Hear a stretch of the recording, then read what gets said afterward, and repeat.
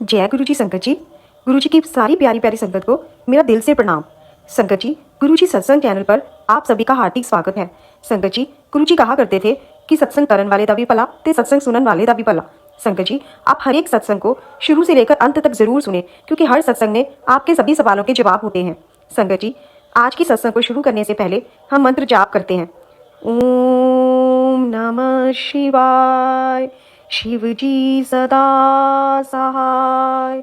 ओम नमः शिवाय, गुरु जी सदा सहाय। जय गुरु जी संगत जी, आइए हम सत्संग को शुरू करते हैं। गुरुर् ब्रह्मा गुरुर्विष्णु गुरुर्देवो महेश्वरा गुरुर् साक्षात् परब्रह्म तस्मै श्री गुरुवे नमः। जय गुरु जी संगत जी। आज हम गुरु जी की डिवाइन बुक दिव्य आभा के 75वें अध्याय का श्रवण करेंगे। संगत जी, हमारे गुरु जी महाराज महाशिव हैं, सदा शिव हैं। हम यदि कुछ भी उनसे छिपाना भी चाहें तो भी छुपा नहीं सकते, क्योंकि वे सर्वज्ञाता है। वे हमारे सुख दुख के बारे में सब जानते हैं। हमें कब किस चीज़ की ज़रूरत है वे सब जानते हैं, और जब सही समय होता है तो वे उस डिवाइन टाइमिंग पर हमारी सभी इच्छाओं को पूर्ण करते हैं, बशर्ते भी इच्छाएं हमारे लिए सही हों। संगत जी, गुरु जी महाराज ने तो पान के पत्तों द्वारा कई असाध्य रोगों को ठीक किया। गुरु जी अपनी संगत से अथाह प्रेम करते हैं। वे हमारे 90% कर्म अपने पे अंतरित कर लेते हैं, हमें सिर्फ 10% ही भुगतने होते हैं। वो भी गुरु जी महाराज हमारे साथ खड़े रहकर बड़े प्यार से कटवाते हैं। संगत जी, गुरु जी महाराज के साथ जुड़ने के बाद जो कुछ भी हमारी लाइफ में होता है वो सब उनकी ही प्लानिंग का एक हिस्सा होता है। उन्हें पता है हमारे लिए क्या सही है क्या गलत है, किसे हमारी लाइफ में रहना है और किसे नहीं रहना, सब वही डिसाइड करते हैं। संगत जी, आज का सत्संग भी इसी आधार से जुड़ा हुआ है। आज का सत्संग श्रीमती मीरा मल्ली, जो कि दिल्ली से हैं, उनका है। तो आइए संगत जी, आज का ये डिवाइन सत्संग सुन हम सभी भी लाभ उठाएं। दिव्य आलिंगन। मैं सोचती हूँ यदि बूंद को सागर का वर्णन करने को कहा जाए तो वे क्या कह सकती है। भक्त वह बूंद है और गुरुजी अपार सागर। फिर भी मेरा प्रयास रहेगा कि मैं गुरुजी की सेवा में कुछ अर्पण कर सकूं। गुरु मिलन से परमात्मा को मिलने की राह सहज हो जाती है। आत्मा की परम मिलन की यात्रा में गुरु भक्त के ऊपर वात्सल्य और प्रेम की वृष्टि करते हैं। इनका अनुभव केवल निष्ठावान शिष्यों को ही हुआ है। गुरु वह साकार ब्रह्म है जिनमें सभी संबंधों का प्रेम समाया हुआ है। माँ की ममता, पिता का मार्गदर्शन और माता का संरक्षण, यह सब सद्गुरु में पूर्ण अवलोकित होते हैं। गुरु जी साक्षात परमात्मा है और वह अपने तक पहुँचने का मार्ग ज्ञान की ज्योति से प्रज्वलित कर रहे हैं। अपने अनुयायियों का मार्गदर्शन करते हुए कभी कभी उनको कठोर व्यवहार भी करना पड़ता है। वह उस कुम्हार की भांति है जो अपने बर्तन बनाते हुए उसे स्थिरता प्रदान करने के लिए उसे बाहर दृढ़ता से संभाले रहता है और अंदर से उसे अत्यंत कोमल हाथ से आधार देता है। सद्गुरु अपने शिष्य से उच्च से भी उच्चतम व्यवहार की भावना रखते हैं, फिर भी उनका मन अपने शिष्यों के लिए करुणा, दया और कृपा से परिपूर्ण रहता है। हृदय में स्थित परमेश्वर की प्राप्ति के लिए उसके उस संगीत को, जिसे अनहद भी कहते हैं, श्रवण करने के लिए और अपने अंदर छिपी हुई ज्वाला को ज्वलित करने के लिए ऐसे महापुरुषों का सानिध्य प्राप्त करना चाहिए जो परम प्रीति से तृप्त हो चुके हैं। केवल वही शिष्य जो ऐसे महापुरुषों की वाणी और दिव्य गुणों से प्रभावित होकर उनके सद्गुणों में स्वयं को आत्मसात कर लेता है, वही इस भवसागर में गोते लगाकर जन्म एवं मृत्यु के चक्र से मुक्त हो पाता है। यही सद्गुरु और शिष्य के पावन पुरीत संबंध है। गुरु जी साक्षात परमेश्वर हैं, उनके प्रेम की कोई सीमा नहीं है। जितना आप उनसे प्रेम करेंगे उतना ही आनंद में आपका जीवन होगा। समय समय पर वह हमें सचेत कर कहते हैं कि उठकर अपनी दिव्यता का अनुभव करो। संसार की माया में डूबकर गहरी नींद में समय नष्ट ना करो। स्वप्न में समर्पण। मैंने गुरुजी के प्रथम दर्शन कोई 10 वर्ष पूर्व किए थे और फिर उनसे कभी अलग नहीं हो पाई। गुरुजी के दर्शन करने से पूर्व मैं शिरडी के साईं बाबा की भक्त थी। मेरी उनमें बहुत श्रद्धा थी। मैंने स्वप्न में देखा कि साईं बाबा की प्रतिमा जो मेरे अतिथि कक्ष में रखी हुई थी अचानक लोप हो गई और उसके स्थान पर गुरुजी बैठे हुए थे। मैं इतनी प्रसन्न हुई कि मैंने उन्हें आलिंगन में भर लिया। अगले दिन जब मैं गुरुजी के पास गई तो उन्होंने कहा कि पिछली रात मैंने उन्हें जोर से अंगीकार किया था। मैं अचंभे में थी, उन्हें मेरे स्वप्न के बारे में कैसे पता चला, किंतु अगले ही क्षण मुझे आभास हो गया कि गुरुजी तो परमात्मा है, उनसे कुछ भी छिपा हुआ नहीं है। वह तो हमारे भूत, वर्तमान और भविष्य के बारे में सब जानते हैं, परंतु वह किसी को यह बताते नहीं हैं। एक बार मैं जब उनके चरण दबा रही थी, उन्होंने कहा कि मुझे उनके पास आने के कारण का ज्ञान 3 वर्ष के बाद होगा। मैं व्याकुल हो गई थी और उस कारण को ढूंढती रही। धीरे धीरे मेरे मन से यह बात उतर गई। फिर 3 वर्ष के उपरांत मेरे पति को हृदय और गुर्दे की समस्याएं हो गई। हम उन्हें बम्बई ले गए, जहाँ पर 15 दिन तक गहन चिकित्सा केंद्र में रहे।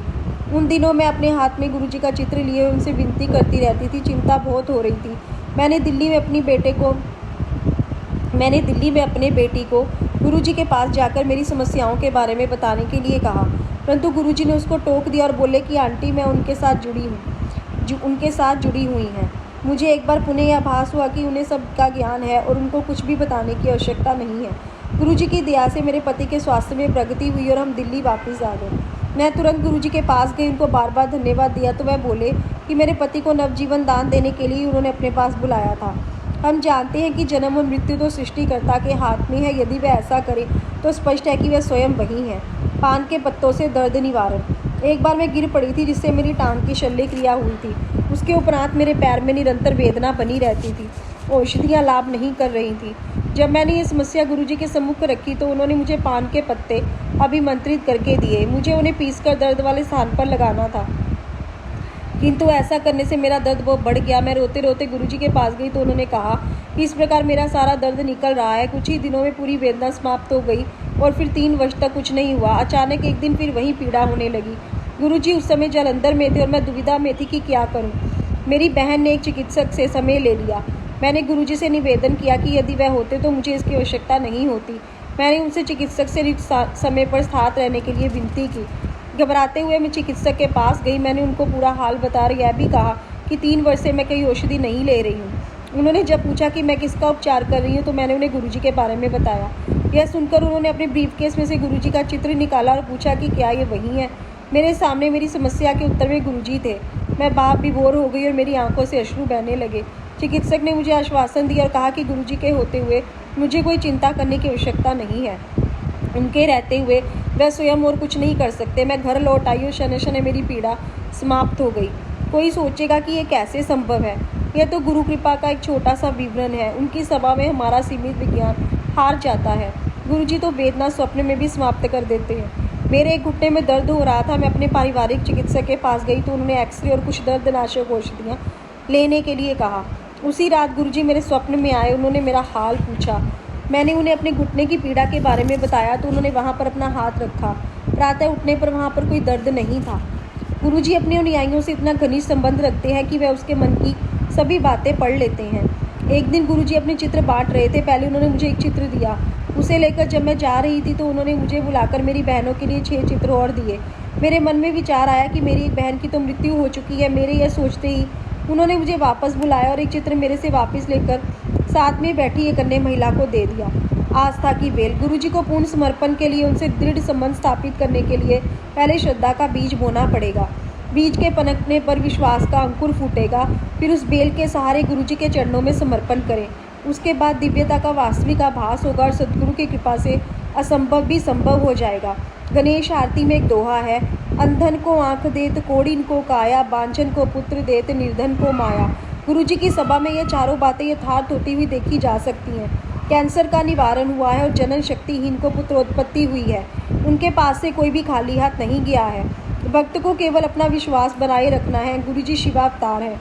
वह इसे लोक में केवल हमें आशीर्वाद देने आए हैं, परंतु गुरुजी ने चेतावनी दी है कि उन्होंने कोई दुकान नहीं खोली हुई है जिसमें कोई भी आकर उनके चरण स्पर्श कर कुछ भी ले जा सकता है। उनकी कृपा के लिए उसका अधिकारी होना नितांत आवश्यक है।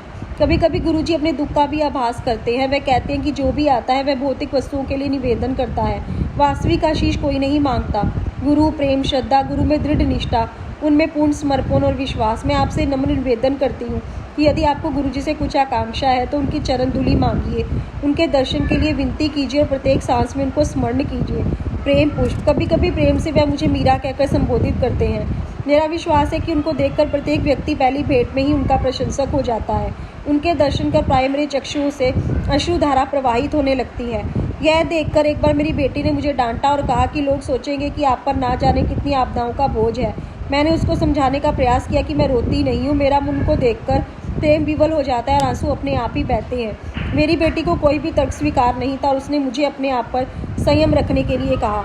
थोड़ी देर में जब मैंने अपनी बेटी को रोते हुए देखा तो मैंने उससे कारण पूछा। उसने उत्तर दिया कि उसे पता नहीं था कि वह क्यों रो रही है। मैंने उसे बताया कि गुरुजी ने उसको अपने प्रति भाव का अनुभव कराया है। वैलेंटाइन दिवस पर मैंने पूजा स्थल पर दिया जलाया। मैंने गुरुजी से कहा, उनसे मिलने के बाद मैंने किसी से इतना प्रेम नहीं किया। मैंने उनको बताया कि वही मेरे वैलेंटाइन है और इस दिन उपहारों का आदान प्रदान होता है। मैंने कहा कि मेरे पास अपना तो कुछ भी नहीं है, तो उनको समर्पित क्या करूं?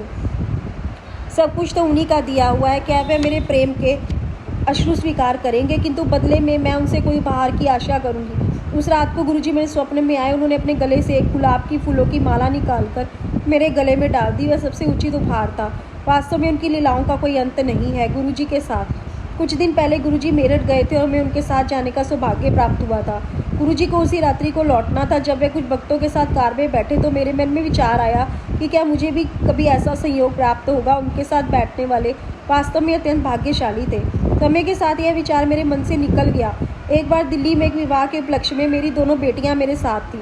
गुरुजी आए और उन्होंने मुझे बुलाकर पूछा कि क्या मैं उनके साथ लंगर करूंगी। मेरे द्वारा स्थान पूछने का साहस करने पर उन्होंने एम्पायर स्टेट का नाम लिया। मैं अति प्रसन्न हुई और उनको कहा कि मैं अपने बच्चों के साथ वहां पहुंच जाऊंगी। इस पर गुरुजी ने कहा कि मैं उनके साथ कार में यात्रा करूंगी। मैं कह नहीं सकती कि यह सुनकर मैं कितना भाव विभोर हो गई। गुरुजी की कृपा और दया की कोई सीमा नहीं है। वे सदा अपना प्रेम बरसाते रहते हैं। यह सब प्रसंग उनके अस्तित्व की एक बूंद के समान है। मैं उनसे यही विनती करती हूँ कि वे अपने चरणों में मुझे स्थान देते रहें और अंतिम क्षण तक उनको स्मरण करती रहूँ। गुरुजी में संपूर्ण विश्वास रखिए और उसमें ही हमारी भलाई है। उनमें आस्था के बाद हमारे मस्तिष्क में कोई चिंता नहीं आ सकती। उन्हें हमारे बारे में पूरा ज्ञान है। वे दयावान और कृपावान हैं। फिर हम क्यों चिंता करें? केवल वही चिंतित रहते हैं जिनमें आस्था का अभाव होता है और जिनका मन इधर उधर विचरण करता रहता है। मैंने गुरुजी की संगत में अमृत टपकता हुआ देखा है। उनकी सुगंध मदहोश कर देती है। इन्हीं कुछ शब्दों और प्रणाम के साथ मैं अपनी लेखनी को विश्राम देती हूँ। जय गुरुजी। शुक्राना मेरे मालिक, आज की सेवा के लिए लख लख शुक्राना। जय गुरुजी।